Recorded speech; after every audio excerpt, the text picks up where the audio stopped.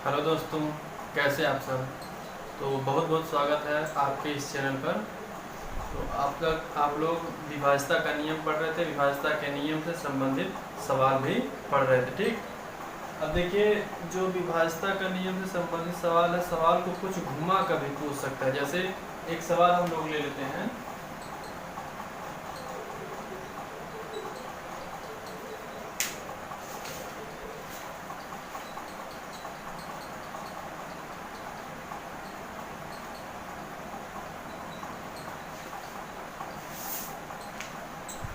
सवाल है, 5 अंकों की एक संख्या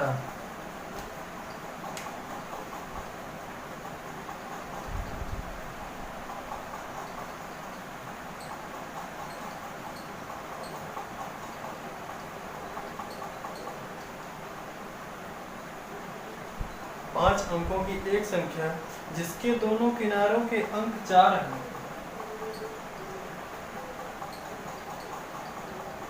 जिसके दोनों किनारों के अंक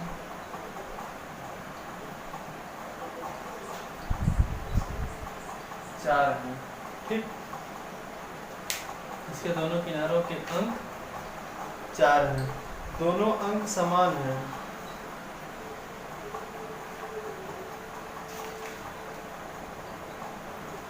दोनों अंक समान हैं।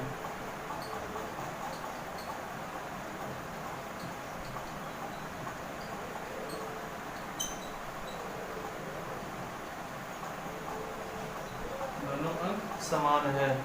और क्या कह रहा है, यदि दी गई संख्या 11 से विभाजित हो, यदि दी गई संख्या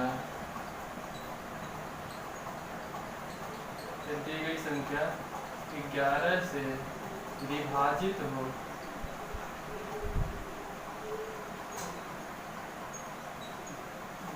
विभाजित हो,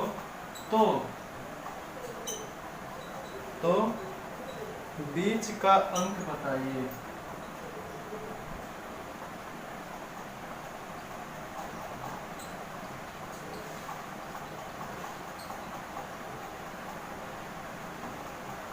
तो बीच का अंक बताइए, ठीक। अब देखिए, सवाल है कि 5 अंकों की एक संख्या जिसके दोनों किनारों के अंक 4 हों। 5 अंकों की एक संख्या लिख लेते हैं जिसके दोनों किनारों का अंक 4, ठीक। दोनों अंक समान है।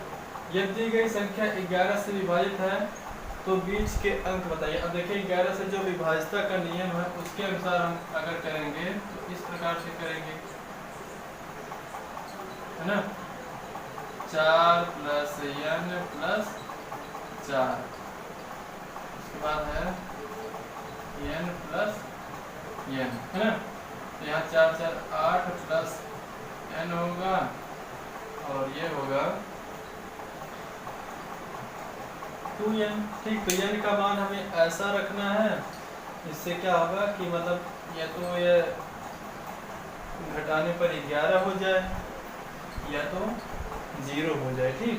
तो इस प्रकार से अगर हम करेंगे तो बहुत ज़्यादा टाइम लग जाएगा ना। इसको थोड़ा सा आसान तरीके से करते हैं। 5 अंकों की संख्या है 4 n n n 4। देखिए, करना क्या है, फर्स्ट एंड लास्ट डिजिट जोड़ेंगे, ठीक। ऐड करेंगे, पहला और अंतिम अंक ऐड करेंगे। 4 4 कितना हो गया, 8। यही होगी क्या, बीच की संख्या। बहुत ही आसान, बहुत ही आसान है। अब देखिए, इस पर क्या कॉन्सेप्ट बनता है, क्या नोट होता है, मैं नोट बताऊंगा। नोट आप लोग जान लेंगे तो आप लोग भी कर लेंगे, ठीक। सब में नहीं होगा। अगर एक कह दिया कि 100 अंकों की एक संख्या है, या 99 अंकों की, 97 95, ठीक, 105 अंकों की संख्या है, ठीक, तब कैसे लगाएंगे, इसी प्रकार से लगाएंगे, ठीक। उसका नियम होता है, जिस नियम को आज हम बताएंगे आप लोगों को, ठीक है।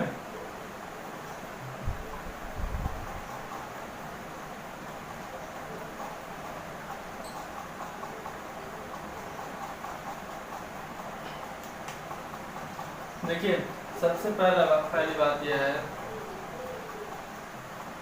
नोट में लिख लीजिएगा या पढ़ लीजिएगा, ठीक, बहुत ही इम्पोर्टेंट है, बहुत ही इम्पोर्टेंट। ठीक, देखिए कितना बड़ा सवाल आसानी से चुटकियों में लग गया कि नहीं लग गया, है ना।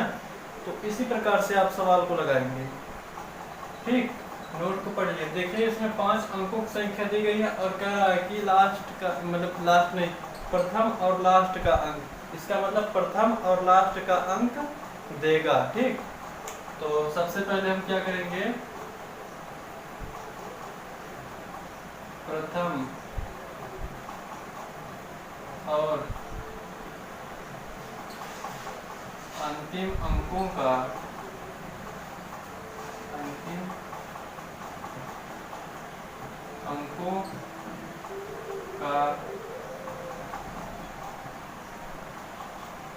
योगफल ज्ञात करेंगे, है ना। सबसे पहले हम क्या करेंगे, प्रथम और अंतिम अंकों का योगफल ज्ञात करेंगे। अब देखिए यहीं से मेन बात आएगी, 3 बातें आएंगी। ठीक, 3 पॉइंट यहीं से बनती है। पहली पॉइंट ये बनती है कि अगर अंकों का योग, दोनों अंकों प्रथम और अंतिम अंकों का योग 10 से कम होता है, प्रथम और अंतिम अंकों का योग अगर 10 से कम होता है तो संख्या वही क्या होगी, बीच वाली संख्या होगी। ठीक, अगर प्रथम और अंतिम अंकों का योग 10 से ज़्यादा होता है तो उसमें से 11 घटाएंगे और जो बचेगा वही क्या होगा, बीच वाली संख्या होगी। ठीक, अगर देखिए तीसरी पॉइंट ये बनती है कि प्रथम और अंतिम अंकों का योग अगर 10 होता है, जैसे प्रथम में 5 है, लास्ट में भी 5 आ जाए तो 10 हो जाएगा ना, तो ऐसी संख्या 11 से विभाजित नहीं होगी। ठीक है, चलिए लिख लीजिए इसको। प्रथम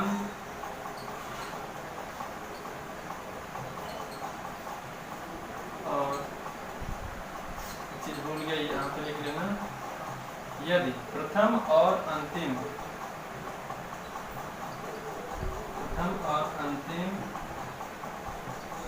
अंकों का योगफल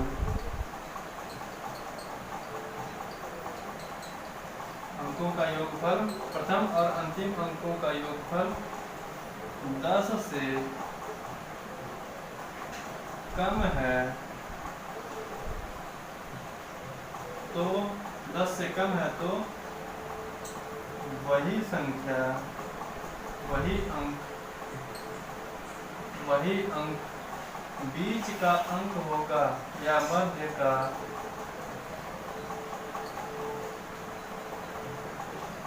अंक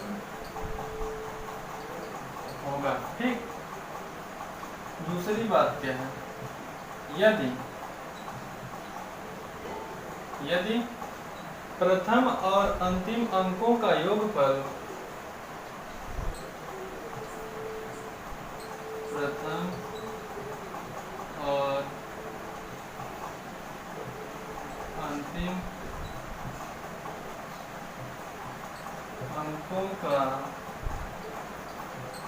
योगफल, यदि प्रथम और अंतिम अंकों का योगफल 10 से ज्यादा है, 10 से ज्यादा है तो योगफल में से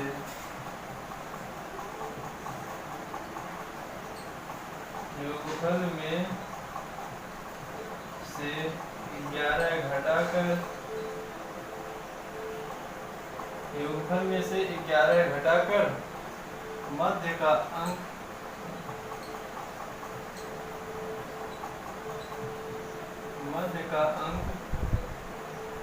प्राप्त करेंगे,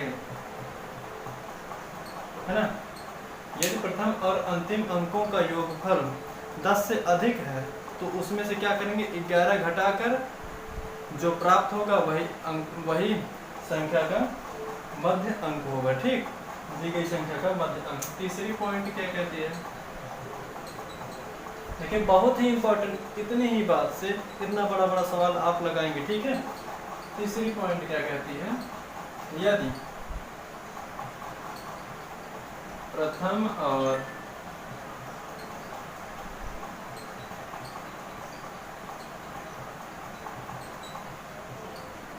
अंतिम अंकों का योगफल अंकों का योगफल 10 है,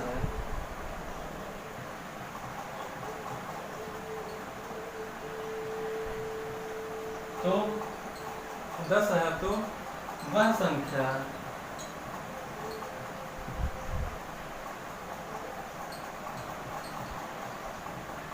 ग्यारह से विभाजित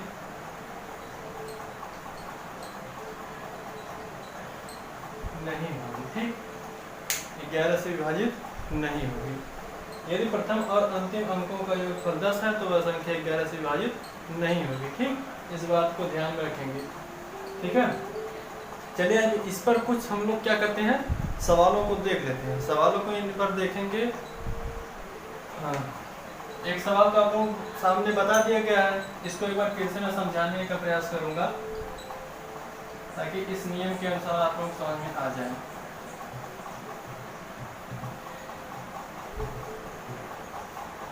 देखिए कह रहा है 5 अंकों की एक संख्या है, ठीक, जिसके दोनों किनारों के अंक 4 हैं, मतलब दोनों किनारों के अंक 4, यहाँ पर 4 है, 2 3 4 5, यहाँ पर 4, ठीक। अब बीच में कुछ भी आप रख सकते हैं, मान लेते हैं ये रख देता हूँ मैं, ठीक। कह 5 अंकों की संख्या 1 2 3 4 5, 5 अंकों की संख्या जिसके दोनों किनारों का अंक कितना है, 4 है ना। देखिए सवाल जिस हिसाब से कहता है उसी हिसाब से अगर करते जाएंगे तो बहुत ही आसानी होगी सवाल को लगाने, ठीक। अब कह दोनों अंक समान है, देखिए दोनों अंक समान है, ठीक। यदि दी गई संख्या 11 से विभाजित है, यह संख्या जो है 11 से विभाजित अगर है तो बीच का अंक बताइए, अर्थात इसके बारे में पूछ रहे हैं यहाँ पर कौन सा अंक होगा, ठीक। तो देखिए जब अभी जो मैं नोट्स लिखवाया हूँ उसमें पहले नंबर था कि अगर प्रथम और अंतिम पद के प्रथम और अंतिम जो है अंक होते हैं उनका योग 10 से कम है तो बीच का अंक वही होगा, ठीक। तो देखिए 4 + 4 बराबर कितना होगा, 8। ये कितना है, 10 से कम, तो बीच का अंक कितना होगा, 8, ठीक। चलिए आइए दूसरे क्वेश्चन पर।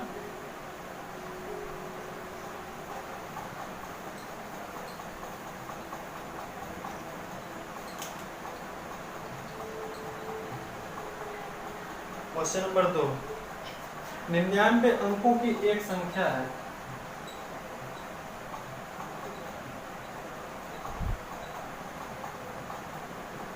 99 अंकों की एक संख्या है जिसके दोनों किनारों के अंक 8 हैं, जिसके दोनों किनारों के अंक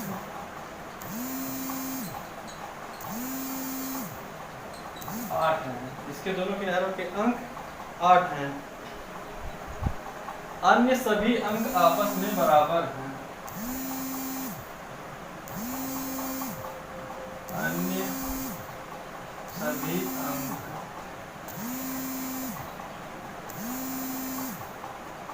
आपस में बराबर हैं, अन्य सभी अंक आपस में बराबर है। यदि दी गई संख्या 11 से विभाजित है, यदि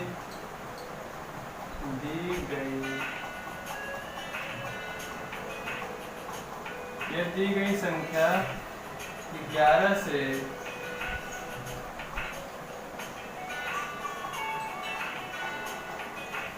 विभाजित है, यदि दी गई संख्या 11 से विभाजित है तो ठीक मध्य का अंक क्या होगा? तो ठीक मध्य का अंक क्या होगा, है ना?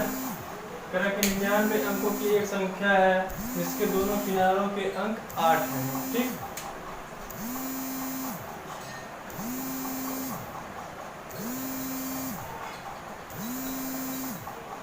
कितना हुआ? 99, ठीक? इस प्रकार से लिख लेते, क्योंकि अगर 99 अंक लिखते चले जाएंगे तो ब्लैक बोर्ड पे कहाँ जगह मिलेगी, ठीक है? तो इस प्रकार से लिख लेते हैं, ठीक है। अब देखिए करा कि अन्य सभी अंक आपस में समान है, मतलब ये सभी अंक जो बीच में हैं ये कैसे हैं? आपस में समान है, ठीक? उसके बाद क्या करें? यदि दी गई संख्या 11 से विभाजित है तो ठीक मध्य का अंक क्या होगा, ठीक? अब देखिए जो मैंने अभी क्या बताया, जो नोट बताया, जो नोट लिखवाया, उस हिसाब से आप लोग सॉल्व करना चाहेंगे तो सेकेंडों नहीं लगेगा, सवाल सॉल्व हो जाएगा, सेकंड में सवाल सॉल्व होगा, ठीक? तो करिए 8 8 16 में से 11 जाए कितना बचेगा? 5। देखिए आ गया ना आंसर, कितना है? 5। बहुत ही सिंपल है, ठीक? क्यों? अरे भाई देखिए जब सब नियम को याद करेंगे, रूल को याद करेंगे तो एकदम आराम से सवाल लगेगा, ठीक? और रूल याद ही नहीं रहेगा तो कैसे सवाल को लगाएंगे बताइए? तो बहुत ही इंपॉर्टेंट है रूल को याद करना, ठीक? जो नोट्स लिखवाया था सवाल से ज़्यादा इंपॉर्टेंट होता है नोट्स। नोट्स को याद करेंगे तो एकदम आराम से क्या करेंगे? सवाल को उड़ाते चले जाएंगे, ठीक है? अब चलिए इसको लगाते हैं। उसमें था कि प्रथम और अंतिम, नोट्स में था प्रथम और अंतिम जो पद होते हैं उनको जोड़ा जाता है, उनका योगफल 8 + 8 बराबर कितना होगा? 16, ठीक? दूसरा नियम यह था, दूसरा रूल यह था कि अगर योगफल 10 से अधिक आता है तो योगफल में से 11 को घटाएंगे। तो देखिए योगफल जो है 10 से अधिक है तो योगफल में से कितने को घटाएंगे? 11 को। अब 16 में से 11 जाए तो कितना बचेगा? 5। तो बीच की जो संख्या n बराबर कितना होगा? 5 5 5, है ना आंसर, ठीक है? बहुत ही सिंपल है, 1 सेकंड में 2 सेकंड में मात्र सवाल को लगाएंगे। सवाल को पढ़िए, 8 8 16 में से 11 जाए 5, ठीक है? बहुत ही सिंपल है, बस सवाल को लगाना चाहिए। थोड़ी सी एकदम मेहनत करो, थोड़ी सी मेहनत करोगे तो बहुत आगे बढ़ोगे।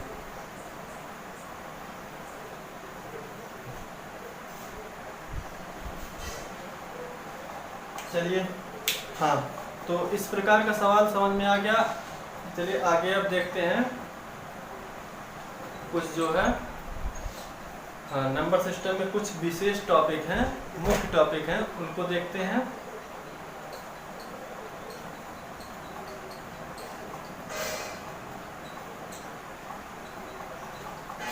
देखिए नंबर सिस्टम में सवाल कुछ इस प्रकार से आते हैं, जिसे पूछ लिया कि किसी 100 तक प्राकृतिक संख्याओं का योगफल कितना होगा, 100 तक पूर्ण संख्याओं का योगफल कितना होगा, 100 तक या 99 तक विषम संख्याओं का योग कितना होगा, ठीक? इस प्रकार तो हमें प्राकृतिक संख्या, पूर्ण संख्या, सम संख्या, विषम संख्या, परिमेय संख्या, अपरिमेय संख्या, इन सबको जानना बहुत ही जरूरी होता है, ठीक? चलिए प्राकृतिक संख्या देख लेते हैं। देखिए ये समझ के चलिए कि जड़ हैं, ठीक? अब नींव है, संख्या पद्धति नंबर सिस्टम की नींव है। अगर इसको नहीं पढ़ेंगे, ठीक, तो सवाल में आ जाएगा कि प्रथम 20 प्राकृतिक संख्याओं का योगफल बताइए। तो आप बताइए, आप जब प्रथम 20 प्राकृतिक संख्याओं को जानते ही नहीं हैं, प्राकृतिक संख्या होती क्या है, ठीक, नेचुरल नंबर होता क्या है, तो आप कैसे बताएंगे, नहीं बता पाएंगे ना।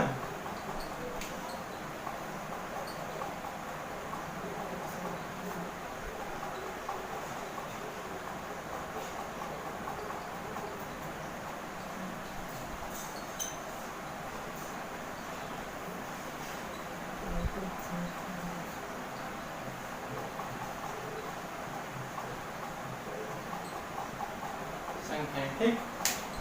देखिए प्राकृतिक संख्या होती क्या है, वस्तु को आप लोग गिनते जरूर होंगे। जैसे हमारे पास इस समय कितने पेन है, मार्कर कितना है, एक है, ठीक।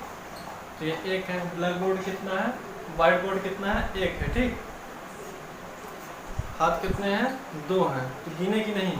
इस प्रकार से विभिन्न प्रकार की वस्तुओं को आप लोग गिनते होंगे रोजाना, ठीक। तो हम क्या करते हैं, गिनने में जिन अंकों का, किसी वस्तु को गिनने में जिन अंकों का प्रयोग करते हैं वही अंक क्या कहलाते हैं, प्राकृतिक संख्याएं, ठीक। किसी वस्तु को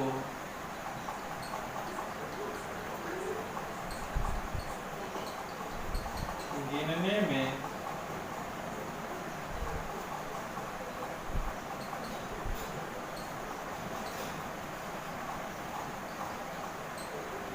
हम जिन अंकों का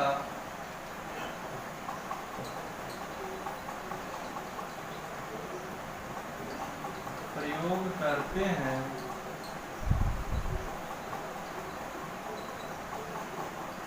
उन्हें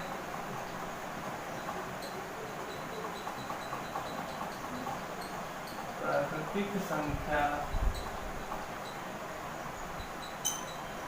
कहते हैं।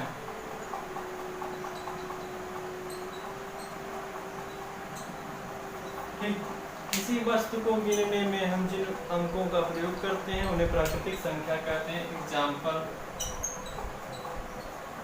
1 2 3 4 5, ठीक। इस प्रकार से हम गिनती करते हैं, ठीक, किसी भी वस्तु को गिनते हैं, ठीक। अब नंबर 2 पर आ जाइए। अगला नंबर है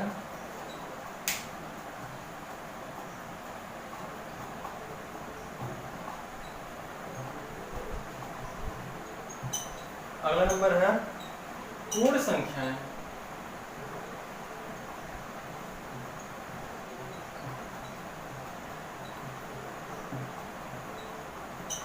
पूर्ण संख्याएं भैया क्या होती हैं, पूर्ण का मतलब पूरा। अभी यहाँ पर कुछ अधूरा नहीं दिख रहा, यहाँ पर देखिए कुछ अधूरा दिख नहीं रहा, दिख रहा अधूरा, ठीक। पूर्ण का मतलब तो पूरा क्या होता है। अब अगर यहीं पर 0 को बढ़ा दिया जाए तो ये संख्या क्या हो जाएगी, पूरी, है ना। अर्थात पूर्ण संख्याओं की परिभाषा में हम लिख सकते हैं कि 0 से लेकर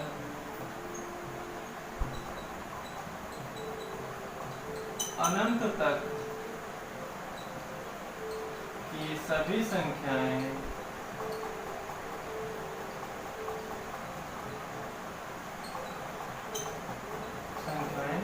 पूर्ण संख्याएं कहलाती हैं।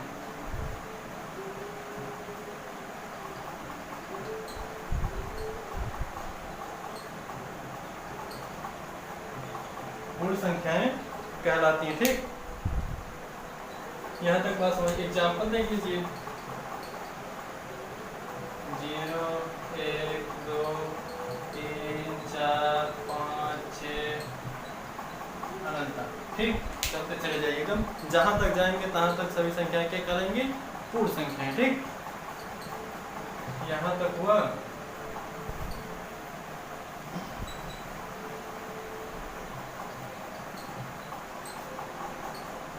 अगला है सम संख्या।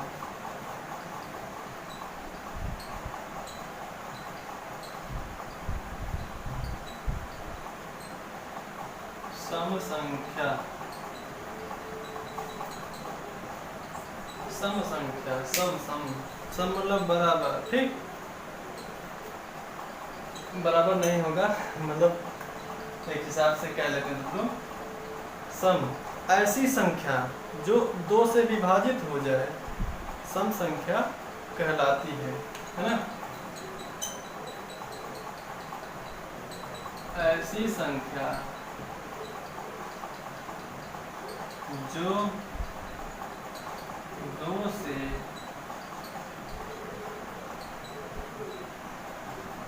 विभाजित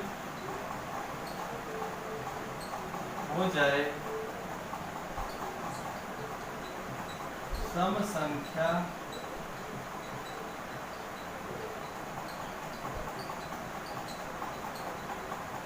कहलाती है ना। ऐसी संख्या जो 2 से विभाजित हो जाए सम संख्या कहलाती है। एग्जाम्पल देख लीजिए, 2, 4, 6, 8, 10, 12। ठीक, ये सब संख्याएं कैसी हैं? सम संख्याएं, ये 2 से विभाजित हो जाएंगी। ठीक, अब इसके बाद देख लेते हैं अगले नंबर पर विषम संख्या।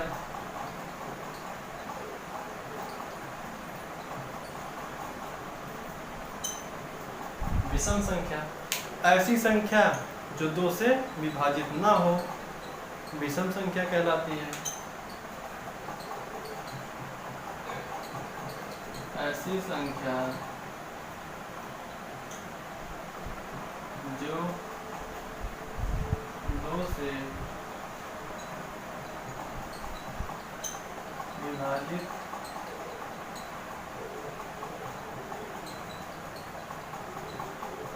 ना हो, 2 से विभाजित ना हो विषम संख्या कहलाती है।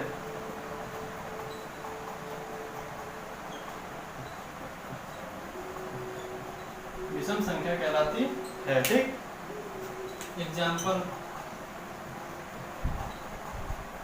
यहाँ पर देखिए सम संख्या में था जो 2 से विभाजित, देखिए 2 है, ये भी 2 से विभाजित है, 4 ये भी 2 से विभाजित होगा, ठीक, 6 ये भी 2 से विभाजित होगा। लेकिन विषम संख्या में कह रहा है कि ऐसी संख्या जो 2 से विभाजित ना होती हो। ठीक, तो देखिए 1 है, 3 है, 5, 7, 9, 11 ऐसी संख्या, ये सब संख्याएं 2 से विभाजित नहीं होंगी। ठीक, आप भाग करके चेक कर सकते हैं। ठीक, भाग करके चेक कर सकते हैं, नहीं विभाजित होंगी। ठीक,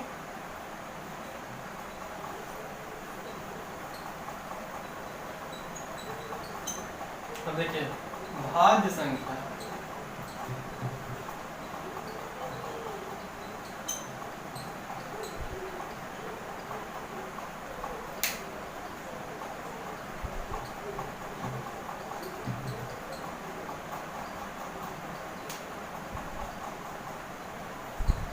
भाज्य संख्या, भाज्य संख्या इसे विभाजित किया जाए। ठीक, भाज्य जिसे विभाजित किया जाए भाज्य संख्या कहलाती है। और विभाजित करने का क्या मतलब कि वह संख्या जो स्वयं और 1 के अलावा किसी अन्य संख्या से भी विभाजित हो भाज्य संख्या कहलाती है। वह संख्या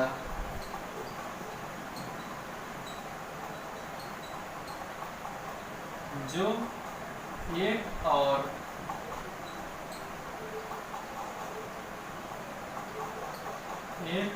स्वयं के अलावा किसी अन्य संख्या से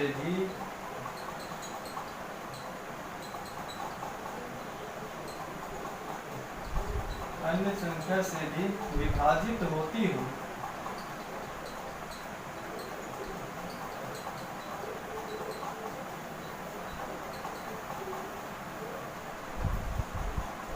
विभाजित होती हो भाज्य संख्या कहलाती है।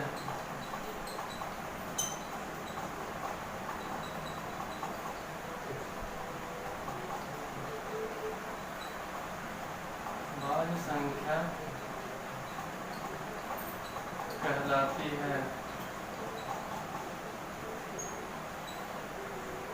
एग्जाम्पल जैसे 4, देखिए 4 एक तो 1 से विभाजित होता है, एक तो स्वयं 4 से, लेकिन इनके अलावा ये 2 से भी विभाजित होता है 4, ठीक। तो इसलिए 4 क्या है, भाज्य संख्या, ठीक। एक और देख लेते हैं, 6। 6 एक तो 1 से होता है, एक तो 6 से होता है, और किससे होता है, 2 से होता है, और किससे होता है, 3। तो 6 क्या कहलाएगा, भाज्य संख्या, क्योंकि 1 और स्वयं के अलावा अन्य से भी विभाजित हो रहा है, ठीक।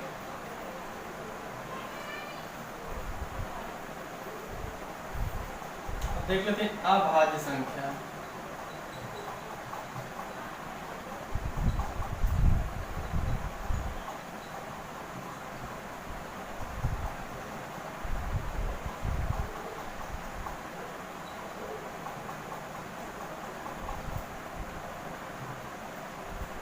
अभाज्य संख्या वह संख्या जो 1 और स्वयं के अलावा किसी अन्य से विभाजित ना हो, अभाज्य संख्या कहलाती है, ठीक। वह संख्या जो 1 और स्वयं के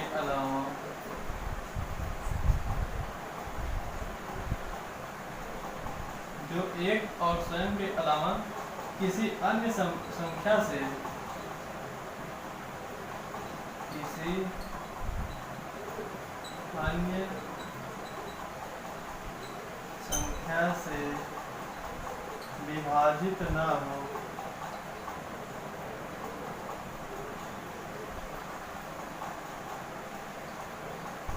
विभाजित ना हो, अभाज्य संख्या कहलाती है।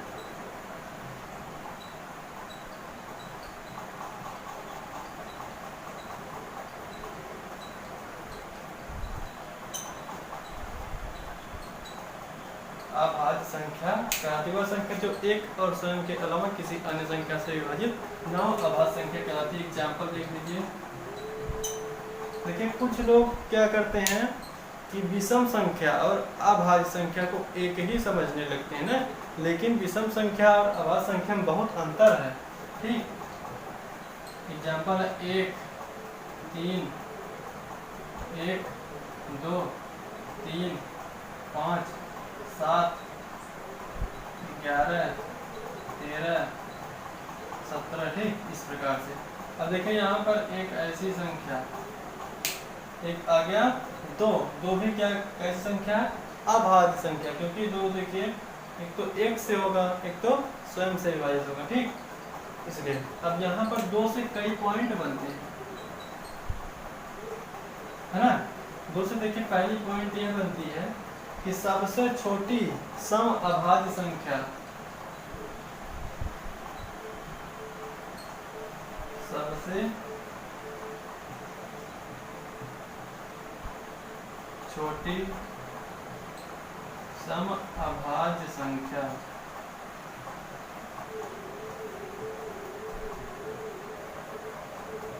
सबसे छोटी सम अभाज्य संख्या है कि नहीं है, ठीक।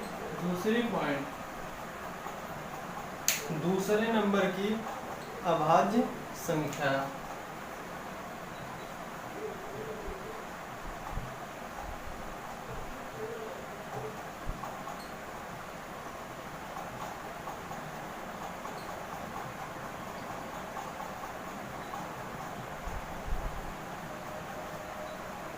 दूसरे नंबर की अभाज्य, अगर देखिए क्वेश्चन में कभी कभी ये पूछ लेता है कि दूसरे नंबर की अभाज्य संख्या कौन सी होती है, तो सबसे छोटी अभाज्य संख्या, सबसे छोटी सम अभाज्य संख्या,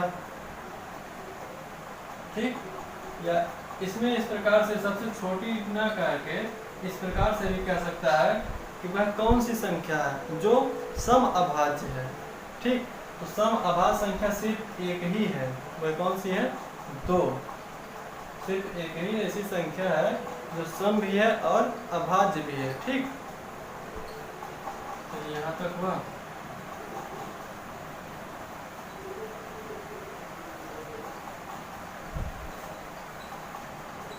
अब देखिए आती है बात पूर्णांक की।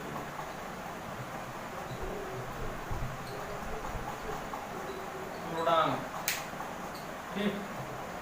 तो पूर्णांक में देखिए होता क्या है कि चाहे संख्या पॉजिटिव हो, चाहे नेगेटिव हो और चाहे जीरो हो, ठीक, सब क्या है, पूर्णांक है। देखिए अगर संख्या इस प्रकार से है तो ये क्या होगा, धन पूर्णांक, ठीक। अगर संख्या इस प्रकार से है तो ये क्या होगा, ऋण पूर्णांक, है ना। यदि संख्या जीरो है तो क्या होगा, शून्य पूर्णांक, ठीक। तो यह पूर्णांक में बहुत विशेष चीज नहीं है, लेकिन हम इतना जानेंगे कि धन पूर्णांक क्या होता है, ऋण पूर्णांक क्या होता है, ठीक।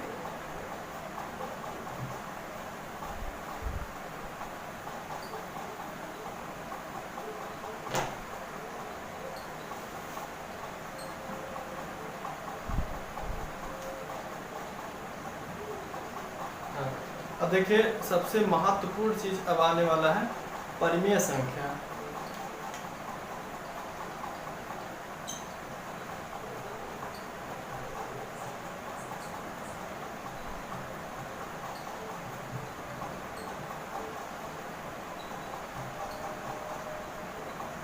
परिमेय संख्या, परिमेय संख्या क्या होती है, परिमेय और अपरिमेय बहुत ही बहुत भटकाता है, ठीक।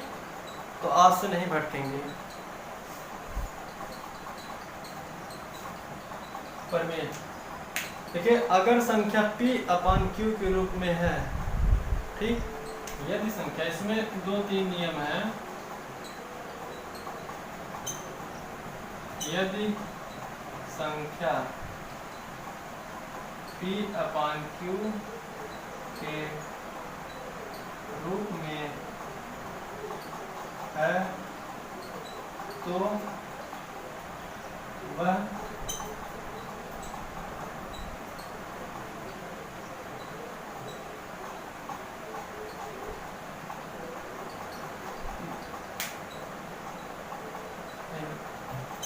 थोड़ा सा गलत हो गया,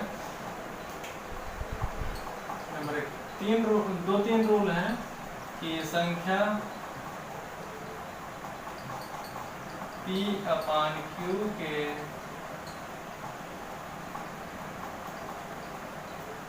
रूप में होनी चाहिए।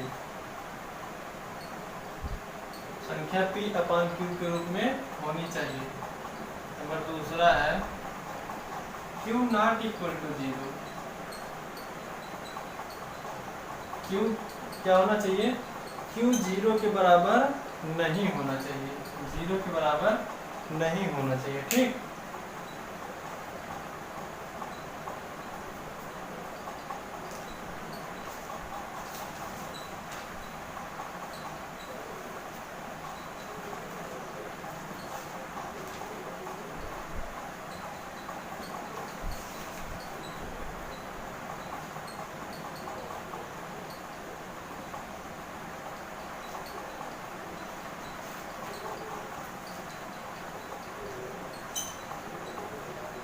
तीसरी पॉइंट यह है, P और Q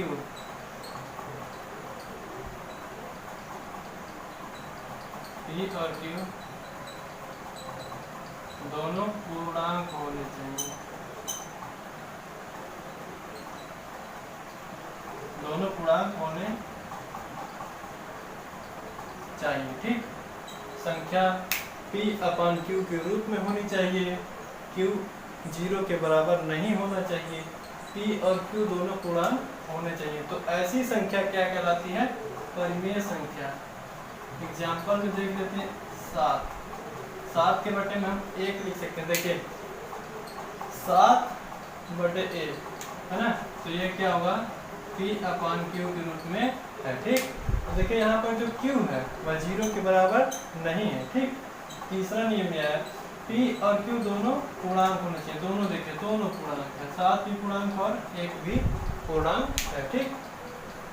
दूसरा एग्जांपल ले लेते हैं,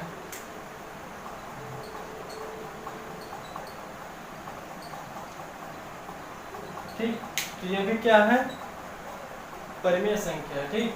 क्योंकि देखिए यह भी पूर्णांक है, यह भी पूर्णांक है, p/q के रूप में है, ठीक। और q बराबर 0 नहीं है, ठीक। तो परिमेय संख्या समझ में आ गई। अब अपरिमेय संख्या देखते हैं। अपरिमेय सीधा इसी का उल्टा होगा कि संख्या p/q के रूप में ना हो, ठीक।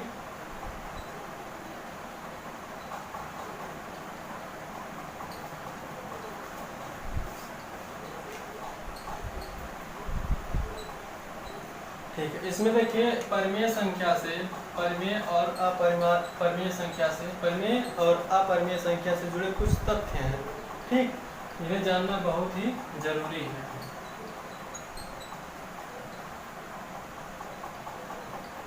परिमेय और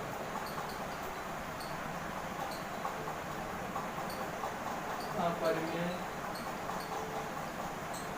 संख्या से संबंधित तथ्य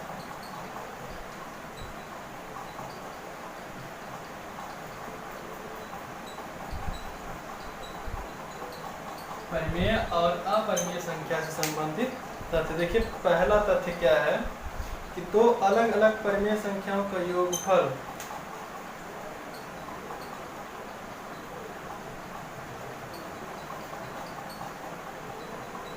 दो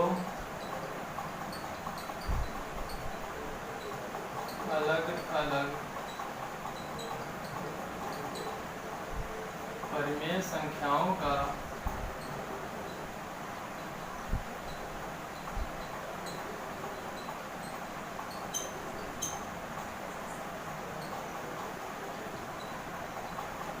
योगफल, दो अलग अलग परिमेय संख्याओं का योगफल अंतर, गुणनफल और भागफल, योगफल अंतर, गुणनफल और भागफल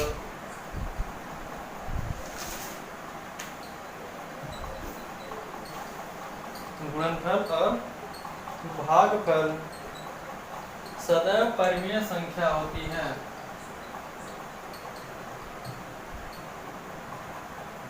सदैव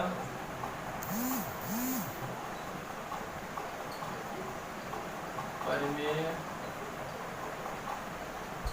संख्या होती है, ठीक। कह रहा है कि दो अलग अलग परिमेय संख्याओं का योगफल अंतर, गुणनफल, भागफल सदैव परिमेय संख्या होती है। कैसे होती है थोड़ा सा चेक कर लेते हैं, ठीक। अलग अलग परिमेय संख्या एग्जाम्पल के लिए हम लोग ले लेते हैं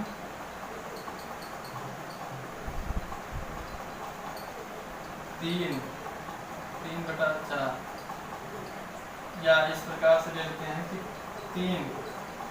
3 है और 4,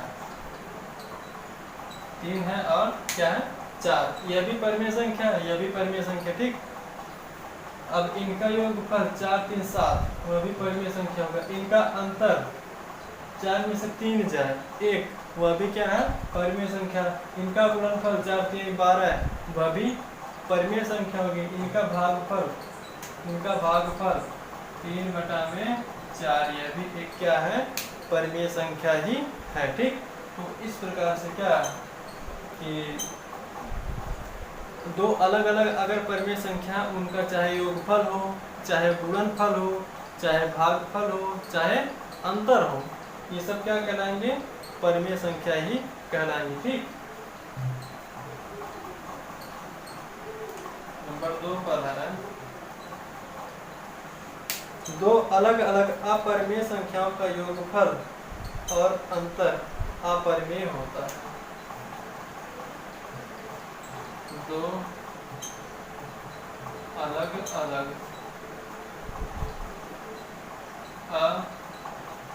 अपरिमेय संख्याओं का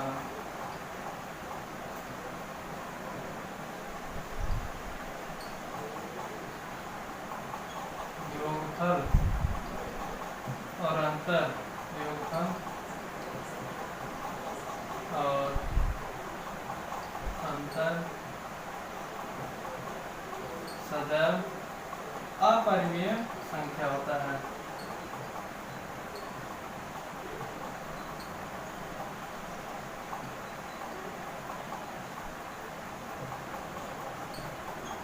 सदैव अपरिमेय संख्या होता है। ठीक, देखिए जैसे मान लीजिए अपरिमेय संख्या है √3 और एक अपरिमेय संख्या है मान लीजिए √4, √4 नहीं होगा,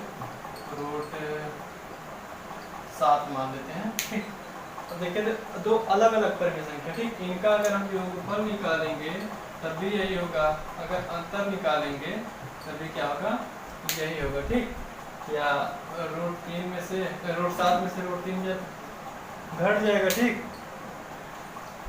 तो क्या होगा कि चाहे योगफल निकालेंगे चाहे अंतर, क्या होगा, अपरिमेय संख्या ही होगा। ठीक, नंबर 3 पर है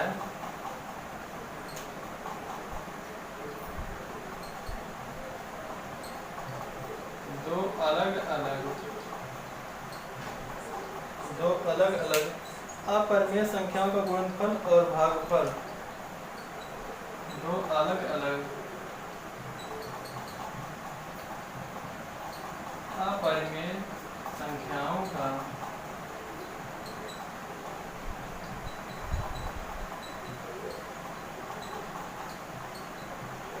गुणनफल एवं भागफल अपरिमेय या परिमेय कुछ भी हो सकता है।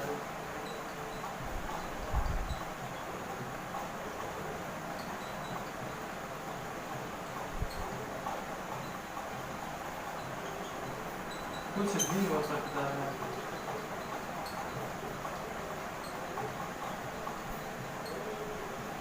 है ना, दो अलग अलग अपरिमेय संख्याओं का, जैसे मान लेते हैं कि √2 × √2, इनका गुणनफल क्या होगा, 2 हो जाएगा, है ना। यहीं पर √2 की जगह √3 होता, 2 3 कितना होता, √6 हो जाता ना। तो कहने का मतलब यह है कि दो अलग अलग अपरिमेय संख्याएं रहेंगी, उनका गुणनफल और भागफल अपरिमेय भी हो सकता है और परिमेय भी हो सकता है। ठीक, आप लोग देख चुके हैं यहाँ पर।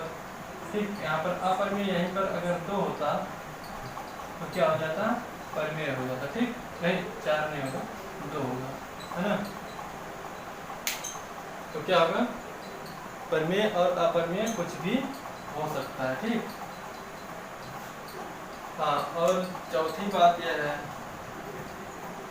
अपरिमेय और परिमेय संख्याओं का योगफल और अंतर हमेशा अपरिमेय संख्या ही होती है। अपरिमेय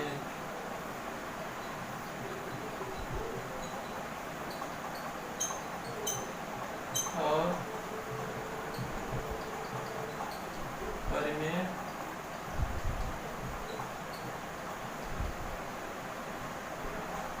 संख्याओं का योगफल, अंतर, गुणनफल, भागफल सदैव क्या होंगे, अपरिमेय संख्या ही होगी। अपरिमेय संख्या होगी, है ना। देखिए अपरिमेय और परिमेय संख्याओं का चाहे योगफल हो, चाहे अंतर हो, चाहे गुणनफल हो, चाहे भागफल हो, वह सदैव अपरिमेय संख्या ही होती है। जैसे एग्जाम्पल के लिए देख लेते हैं, √3 + 2, तो क्या होगा, यह भी संख्या क्या कहलाई, योगफल अगर करेंगे तो क्या कहलाएगी, अपरिमेय संख्या कहलाएगी। ठीक, अगर यहाँ पर हम लोग क्या कर दें, अंतर कर दें, तब भी ये संख्या क्या कहलाएगी, अपरिमेय कहलाएगी। अगर यहाँ पर हम लोग गुणा कर दें, ठीक, तो 2√3 हो जाएगा, यह भी संख्या क्या कहलाएगी, अपरिमेय। अगर हम भाग कर दें तो हो जाएगा √3/2, यह भी संख्या क्या कहलाएगी, अपरिमेय। ठीक, तो कहने का साफ साफ मतलब यह है कि दो, देखिए परिमेय और अपरिमेय संख्या जो है इसका चाहे योगफल हो, चाहे अंतर हो, चाहे गुणा हो, चाहे भाग हो, ठीक, वह क्या कहलाएगा, उनसे प्राप्त संख्या सदैव अपरिमेय संख्या ही होगी। ठीक, आज के लिए बस इतना ही, मिलते हैं कल फिर एक नए वीडियो के साथ। धन्यवाद।